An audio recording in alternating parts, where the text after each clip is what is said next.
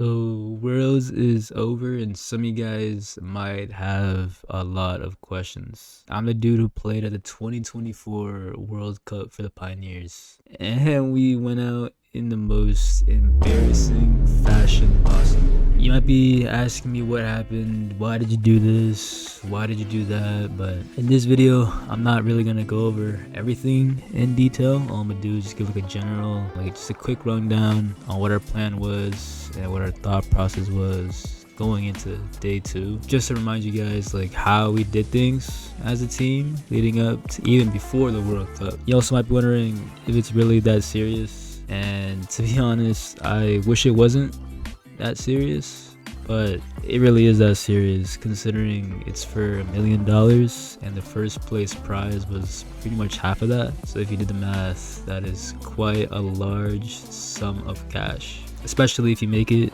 to day 3, pretty much double what you already have, and it's honestly just insane the more you win. But unfortunately it's that serious. I'll go into detail about like things later in other videos, but the big question is for you guys might be like, why did we go kit and heist? And to properly answer that question, you're gonna have to like understand how our team just like operates and like functions, you know? Like we're an aggro team. Like we like to pick tanks, we like to run it down, we like to just like get in their faces, and whether I like it or not, our bread and butter is just pretty much like what got us here at the first place. Like qualifying, winning all these tournaments is second best getting on a tank and hoping he goes in and simply just wins the game or something like that. Like basically either get up in their faces, run them down, and just make the game as hectic as possible.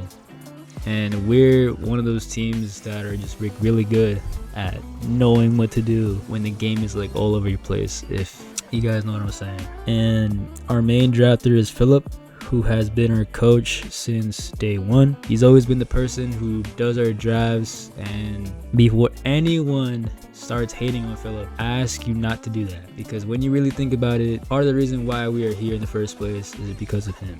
The game revolves heavily around drafts, and Philip has been taking on that role by himself basically. Like all 3 of us players have complete trust in Philip in a draft, and sometimes you're not gonna have the best draft and sometimes you're gonna have the best draft. But leading up to against Humble, which turns out to be the world champion of 2024, they had really great drafts. So again, Philip is not at fault, and if we're talking about faults, it's probably on me. I didn't play that well. You know, I didn't play even like not even half of how I usually play, how I could have played. It's definitely on me. I don't really help brother on the drafts either. All I do is just pick the brawler, or just not pick the brawler, but just play the brawler and work my magic. But I wasn't working with anything, so I wasn't doing anything. He's the man behind all our success, so don't hate on Philip. He's really nice, a really nice guy, really straightforward, honest guy. And he's a really great friend. I don't know if he considers me my friend, but Philip's a nice guy. But during that set, I don't really know what the plan was really for that set, but I did know the plans for like the other sets, like set 2, 3, 4, 5, in case it went to set 5, which turns out we did not go to set 5 because we suck balls. But during that set, I believe the plan was to simply run it down with Amber and Kit, and last pick a tank like a Daryl, and pretty much like double up with Kit in the tank or Kit and Amber and run it down and out DPS them, base race some shit like that. I don't really know exactly, I didn't ask Philip, but they picked 8-bit and Colt with Angelo 1, which are 2 brawlers that do damage and can fairly outrange us at the same time. And if only one was open, we could have went a tank and ran it down, but like Angelo, 8-bit, and Colt are probably the 3 best brawlers on that map, and they do a lot of damage, especially at the start where we need time to like, you know, just work the map. But at that point the draft was already chucked. There was no way to like pick a brawler that essentially would deal with all that, at least in my opinion. But in a last ditch effort to make it winnable is to go Bell, and I didn't even play good on it at all. Looking back now though, I could have stayed behind like 24/7 simply defending the Colt and Angelo while my teammates double up on one side and do damage, but I simply didn't play good at all. Like there was this unexplainable feeling I got, the same one I got versus like Motor Mommies the first time I lost them in the final, where I knew no matter what I did, we wouldn't be able to win. So it felt useless to me to try. And I don't know, I just simply knew deep down that I just can't. I don't know. But again, this isn't anyone's fault but mine alone. My teammates simply did their best while I didn't, unfortunately.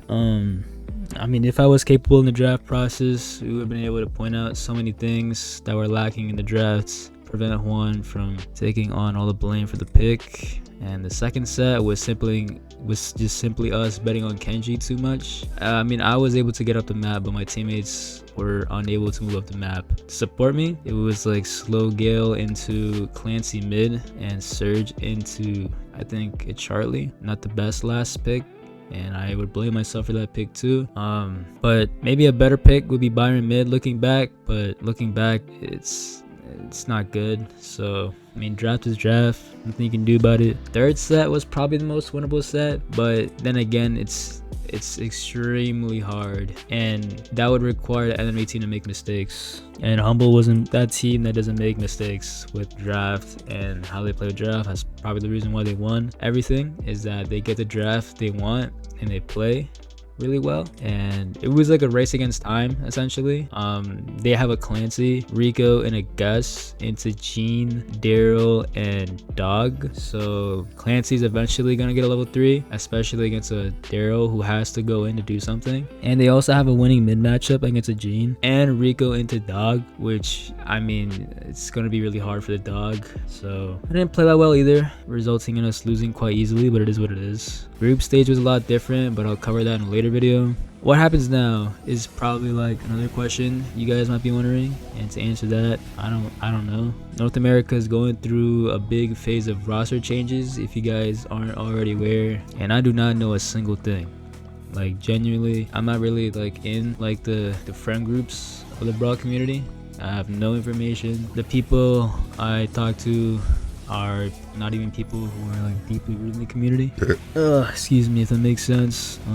I know EU is going through some changes as well, as always, but you know, I don't even know what's gonna happen in any region to be exactly, but this is like the first time ever in North American history that we've seen big changes in like the big powerhouses of NA, you know, like Tribe, STMN, I think LG, I don't really know. With Patchy retiring, that's honestly quite sad. I've seen Patchy in Worlds, gave him a big hug. I was like, bro, you can't retire, but it is what it is. But I don't know the plans for my teammates, my org, or anyone. Like I don't know anything. Hopefully I'll get some information about that later this week, but it's hard to say considering BSC hasn't hinted in any 2025 information. But I don't know, we'll see what happens. I've also met a lot of people at Worlds who gave me great advice, like Ben Tim. I think meeting Ben Tim was probably one of the best things ever, and I'm grateful I was able to get to know him better outside of Brawl. I'll keep making content and stream since my goal